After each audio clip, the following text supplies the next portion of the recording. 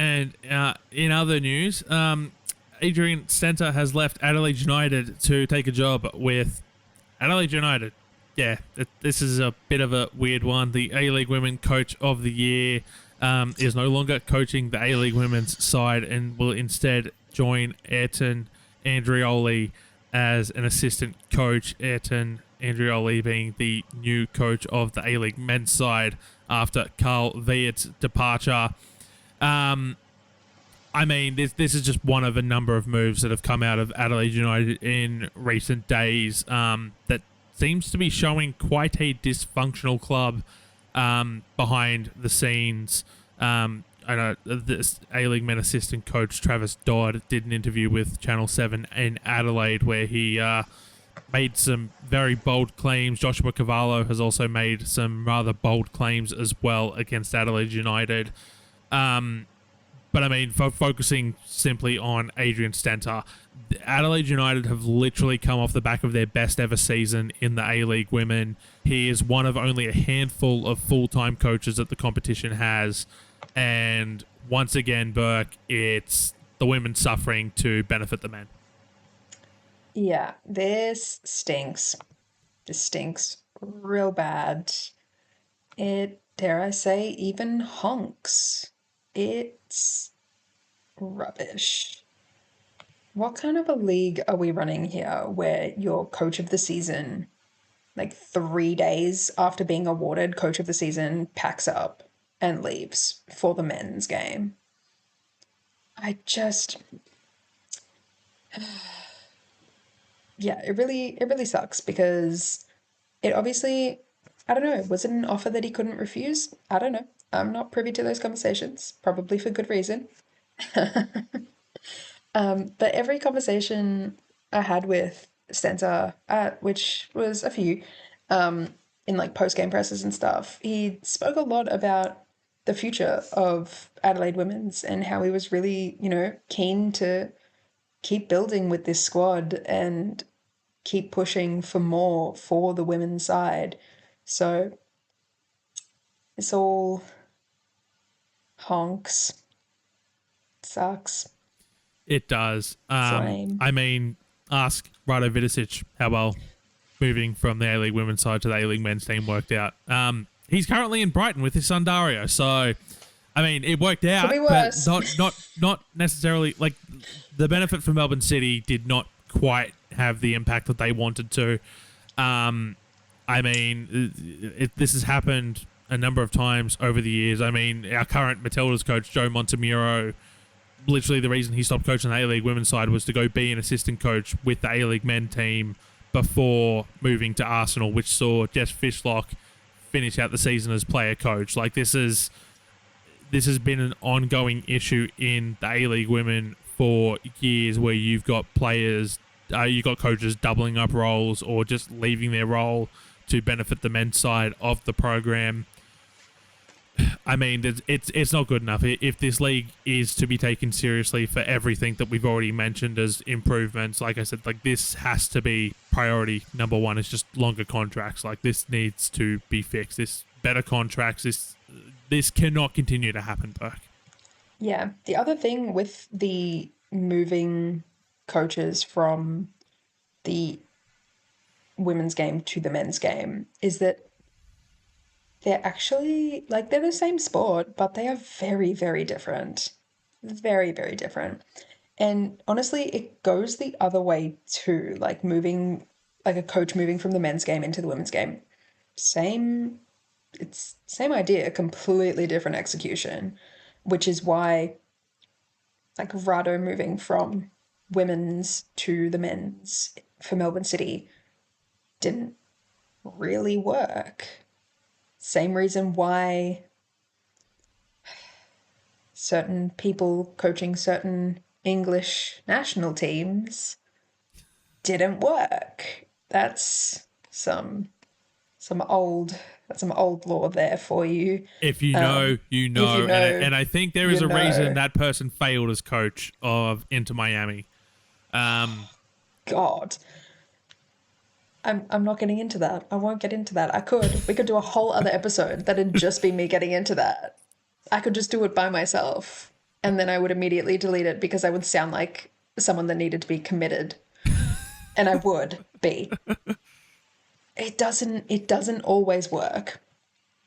Maybe it does sometimes. I personally am yet to see someone completely flourish, if that makes sense. Like, you might not be the worst making the transition, like, you might not be the worst coach they've ever had, but I haven't seen anyone switch and immediately be like as good as they were for the women's team to the men's team. Yeah. That you understand what I'm saying. Yeah, I mean, there's a couple of examples that come to mind that are doing a good job and have, with time, grown into doing a great job.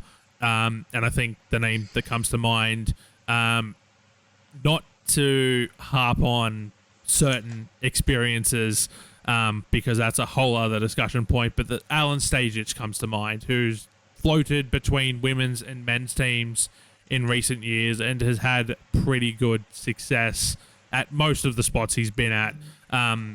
You know, notwithstanding certain challenges that have come to mind, such as Perth Glory on the A-League men's side, which that club has had a lot of issues in recent years.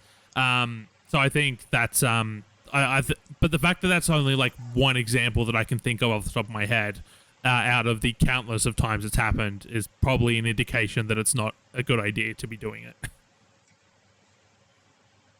Yeah, In let's other, oh sorry, let's go not on, do Burke. that. No, I was Yes, just gonna say, like, let's not, like, we don't need to keep trying this experiment because we have many times.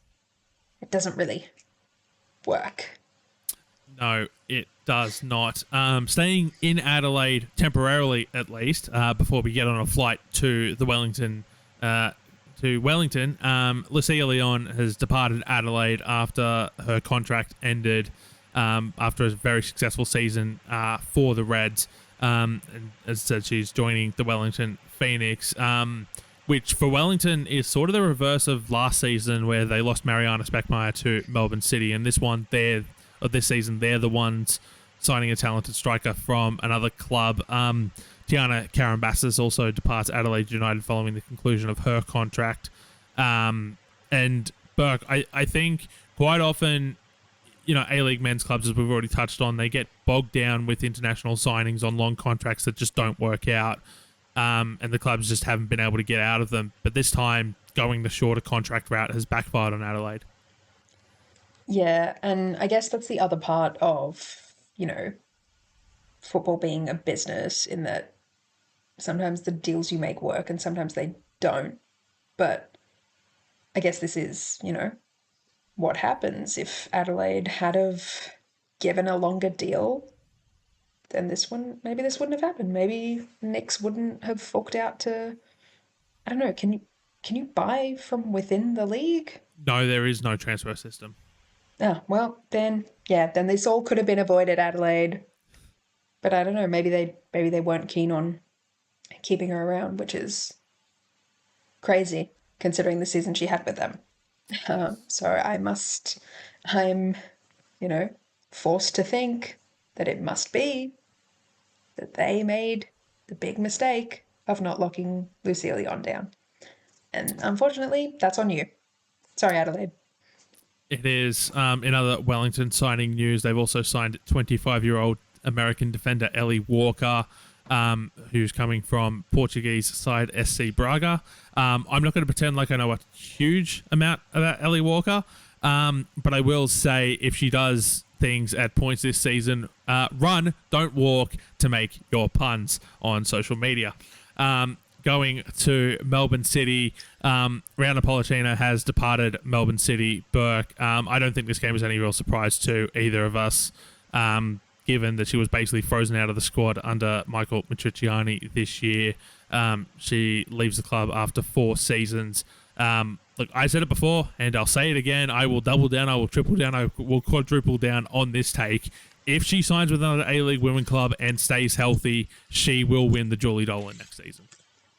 Yeah, look, you're right. It wasn't a surprise, but it did suck. I hated it.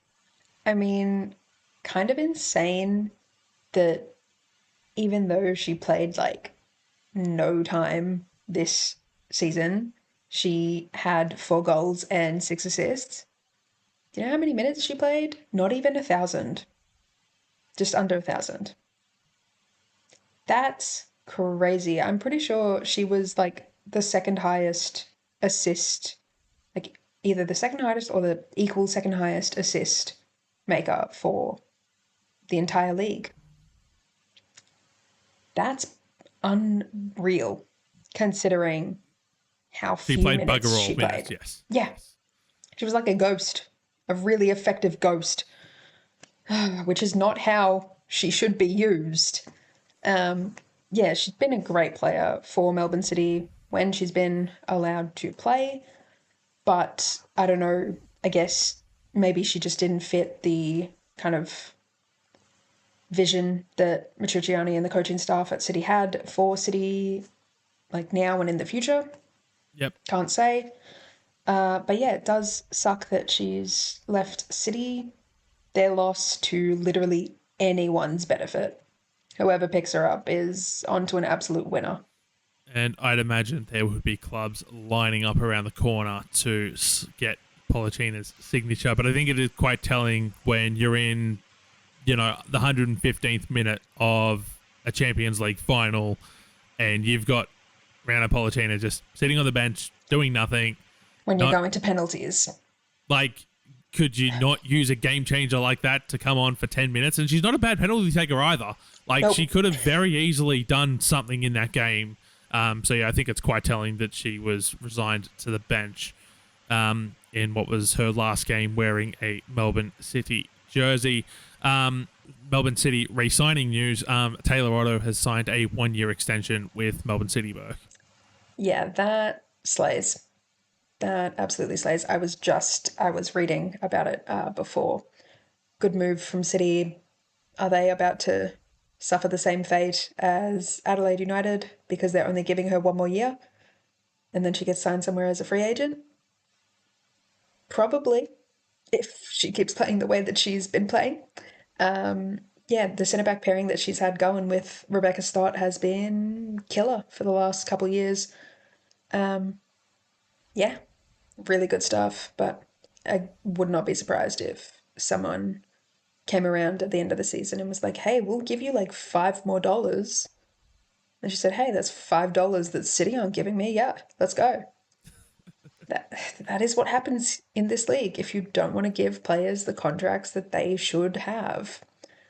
But yeah, very, very happy to see that she'll be with City for another season. Yes, and Chloe Lincoln has also signed with the Brisbane Roar, so she'll make the move up north from Western United. I'm not going to lie, Burke, this is one I didn't see coming. No, me neither. I mean, Western United had such a weird season, like such a deeply weird season. So I don't know, I'm not that surprised that maybe she's decided she wants to try somewhere else and maybe get a bit more stability. Was Brisbane Roar ever stable? They were for like the first 10 weeks of the season, then their entire squad just fell apart. They're like, what if we both literally and figuratively? What if we just stopped being good, guys? Like, what if we did? Like, wouldn't that be so crazy? Yeah. So I don't know. I think that will be very interesting because they had now I can't remember her name, but it was a keeper who was recalled back to the US because of loan things. He also got injured. I know exactly who you're talking about. The name escapes me. And then their reserve goalkeeper retired as well. Yeah. They're number 2. So they needed something. Chloe Lincoln's a pretty safe bet. So good luck to her at the Raw. Yes. And then the last little bit of player news before we move on to the coaching side of things. Indiana Dos Santos has suffered an ACL injury. She got injured at a future Matildas training session. She will miss the remainder of the NPL Women's New South Wales season for Bulls FC and the vast majority, if not all, of the next A-League Women's season with, that usual ACL time frame of around 12 months means you will probably miss like you're probably looking at like round 22 slash week 1 of finals at the earliest, unless by some miracle, because she's 17, her ACL just like heals at a faster rate than what it probably should be healing at. And even then, I think it's might be best just to keep resting it. Don't rush back. We've seen Holly McNamara do her ACL multiple times. Like, just let it rest up. You still have an entire career ahead of you. But yeah, I think our thoughts go out to Indiana Dos Santos. And I will say a couple of touching moments this weekend during the Bulls FC game, which I was on commentary for, after they scored their opening goal. Anna Hogarth-Scott, who scored the goal, held up the jersey of a Sydney FC jersey of Indiana Dos Santos, pointing it to the camera, and then I want to say it was the second goal that was scored, was Janea Dos Santos, and the jersey came back out, as I called it, Dos Santos to Dos Santos. It was a marvelous goal by Janea. And I'm not going to lie, as I said on commentary, just Janea being the one to hold up the jersey brought a tear to my eye, and it's bringing a tear to my eye right now. It's just, I thought it was incredibly touching. Yeah, for sure. Absolutely sucks that these injuries are so prevalent in the game, but yeah, there's not really much you can do about it. Hopefully, the recovery and return goes well for her, because we know how much of a threat she is on the pitch. So it'll be a shame to miss her for the next 12 or so months. But yeah, definitely hope she takes all the time that she needs. Yep. On the coaching front, after Ryan Campbell stepped down as Newcastle Jets head coach, that he has stayed on as the women's technical director, the club has signed Stephen Hoyle as their A-League women head coach on a 2-year deal. He joins the club as an assistant from New Zealand National League side Napier City, where he was also working as an assistant to the New Zealand women's under-17s program. The release didn't specify whether he becomes one of only a handful of full-time coaches or not, but he is there on a 2-year deal. Again, I'm not going to pretend like I know a ton about Stephen Hoyle. This came sort of as a like, okay, they've signed a coach. I don't know anything about this coach. They have a coach, Burke, the Newcastle Jets, and based on some of the things I'm hearing, they look to be making a lot of big moves across both their A-League men's and A-League women's teams for the upcoming season. Could Stephen Hoyle be the one to guide them to finals? Let's start with guiding them to less red cards. I think that'd be a really, really good place for the Jets to be. But yeah, I'm interested to see what kind of signings he makes and what kind of team he's looking to build out of the Jets, because they do have a lot of strong players and a really strong foundation. There's no reason why something can't be built out of them. And if he's got 2 years, let's see what he can do. Yep. So look forward to watching the Jets there. On the coaching side of things, continuing on, but we'll go to the international game this time. Courtney Vine has scored her first goal in 285 days for the North Carolina Courage in a 2-1 win in the NWSL. Now, why is that relevant to coaching? Well, Joe Montemiro has indicated that Courtney Vine could be in line for a Matildas recall if reports are to be believed, based on words I believe he said as well. So, it's not a bad time to put yourself in the spotlight, Burke. Yeah, absolutely not. Love a bit of Vine time. Love a bit of Vine time. Yeah, obviously we know she had taken herself out of selection at points for personal reasons, and I'm really glad that she's been able to do that and not felt the pressure to continuously be coming back to the national team. If this is the moment she does come back, I very much am looking forward to it. Yeah, I would very much like to see Fine Time once again in a Matildas jersey. And Joe Montemiro has also filled out basically his entire coaching staff. The big name signing there was Emily Husband from the Central Coast Mariners. The championship winning coach has departed Gosford to join Joe Montemiro at the Matildas. Montemiro described Husband as an astute modern coach who's already proven her quality at the domestic level, while Husband said it's an honour to be appointed as assistant coach to the Matildas. To be trusted with a chance to contribute even in a small way to the Matildas and their future is an absolute privilege. She was on the Far Post podcast, was Emily Husband, and talked about, how the two kept in touch after the A-League Women All-Stars game where they were part of the coaching staff as well, together. And, they've sort of just worked together with it, to sort of make this happen. And I think Emily Husband is going to do good things as an assistant coach with the Matildas, Perk. Yeah, I actually went to the open training session that the Matildas held in Melbourne when they were last here. And as we know, Em Husband was part of the kind of coaching staff that they'd kind of brought in from the A-League Women's. It was her, Kat Smith, Melissa Maisels in with the goalkeeping. And I was really impressed by seeing her coach because the rain, torrential. But Em Husband was out there right in the thick of it, coaching on the pitch with the players. And I was really impressed from, what I could see through the torrential rain. I don't recommend doing that, standing around in that if you don't have to. Thank you for the huge umbrellas at Home of the Matildas. But yeah, we've seen how good she is. I have no doubt she'll continue being great, even if it is from an assistant position. Maybe we'll see her in a head coach position someday. Wouldn't be surprised. Maybe. I think that would be incredibly good. And rounding out the remainder of the appointments, which dropped just a couple of days ago at the time of recording, Joe Palatides was probably the headline of the 4 remaining appointments. So he'll join as an assistant coach. Previously an assistant coach at Melbourne City and the technical director at Football Victoria. Leanne Hall has joined as the set-piece coach, Emmanuel Schiapero as the physical performance coach, and James Slaveski as the video analyst.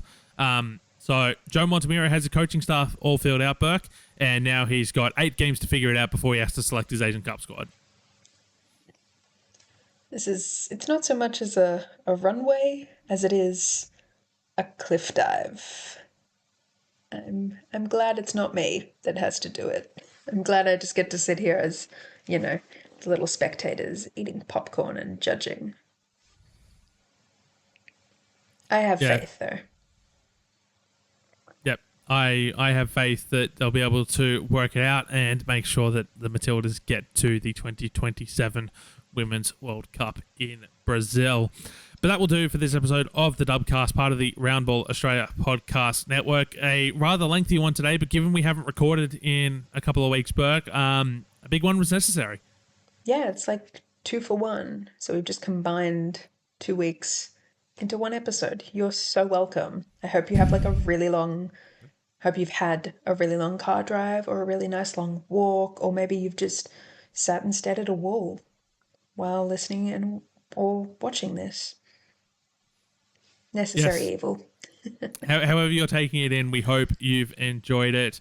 We'll next be back to discuss Joe Montemiro's first squad for the Matildas when that news drops.